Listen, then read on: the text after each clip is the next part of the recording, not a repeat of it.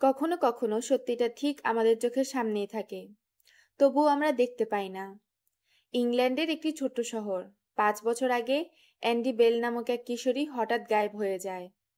Police বলে তার প্রেমিক সাল সিংহি তাকে খুন করেছে, আর পরে নিজে আত্মহত্যা করেছে। Case closed. শহর ভুলে যায়, কিন্তু সবাই কি সত্যি ভুলে গিয়েছিল? এবার মঞ্চে আসে পিপা ফিটস এ মুভি।